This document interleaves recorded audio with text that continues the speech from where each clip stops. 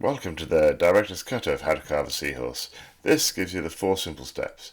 First, how to draw and make that initial cut of the wood. Secondly, the shaping and sanding. Thirdly, the refining detail. Finally, the paint and finish. This is all easy, simple steps you can do. So let's start. Drawing. I use a grid to transfer the picture from a magazine or the internet, wherever. I used a railway sleeper because it gave it a nice 3-dimensional look. Tried pepper drilling, but that was just messy. Trying to split the wood off with chisels was just awful. So I decided a different technique. What I did, I used a circular saw. You can use a hand saw, but it's hard work. And cut down to the line on the diagram, on the drawing. So you just make a series of parallel cuts. As you'll see, they don't have to be that parallel. Oops. Yeah, but a series of cuts so that you can then split the wood. Just use a brick bolster, bang it in there, and it snaps very simply in, and it all comes off as it gives you a clean edge. So a little bit of work, but you can get a good volume of wood removed. At this point, you're not looking to get the finished object. Obviously, this is your first cut, first draft, but it gets rid of the chunks. So you see here, I've gone along the full length of this seahorse. You're going to do the same on the back, but this allows you to remove it in, and you end up with this tessellated effect. So now, this shaping and sanding. I use an angle grinder with a wood carving disc. I can't remember where I got mine, but if you Google them, they're freely available. They're not that expensive.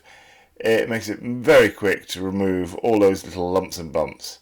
Again, you're not going for the finished item. You're just trying to make it a smooth shape rather than that tessellation with chunky lumps from the chisel work you did earlier. Make sure you wear safety gear. This is obviously quite dangerous. I'm even wearing a breathing mask and steel toe clap flip-flops. So yeah, gently shaping, a little bit of fun, but take it easy. And that's what you end up with. Now the refinement. I've been looking from just one side. Now I need to make it 3D. So I'm going to have to make it thinner at the front. I want to put some ribs onto this. Just mark it out with a little Sharpie, a little marker pen. And here you can see me carving in those ribs. Fairly easy. Make sure you take your time with this because it's very easy to get carried away and make too big a cut. But gentle playing a little bit around the back there. Shape it. Just step back, have a look at it, ask a friend, get enough opinion because that's quite nice. That I was pleased with. You see here it's gone green. Once you get to a certain level, you want to paint it over, just a cheap stain. That way when you start doing more refinement, you can work out where you have touched it, where you haven't, and keep doing it. You'll see in a moment it goes from green to brown. Again, ask my wife's opinion because she's got some thoughts. Once you've got the worst done, I now use this sanding flappy wheel. Yeah, just a normal handheld drill, flapper wheel. It gets rid of those rough edges because that carving disc I use an angle grinder was a coarse model. It was designed to get rid of a lot of wood. You can see where it did those ribs. This sanding disc is just getting it smooth, flush. This will give you your finish. So this is taking it from the rough cut from the wood disc to something you can actually do some finish with.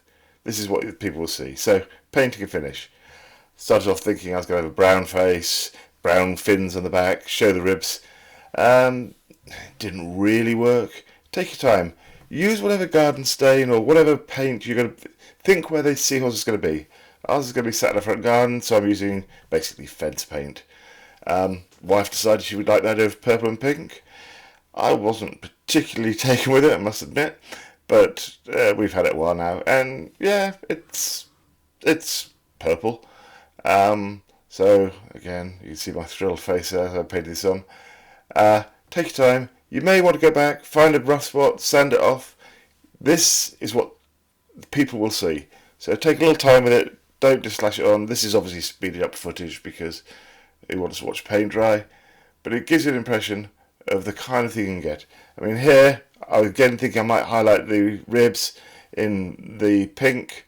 Having left it overnight, slight beer there, but having left it overnight, didn't like the pink at all and painted it over purple. So in the latest shots you'll see it's all the purple, but I did that without the video running. Terrible YouTuber. Anyway, something to do on a Sunday evening with a nice beer, and here it is in situ. Little bracket to mount it to the floor, and it's all good.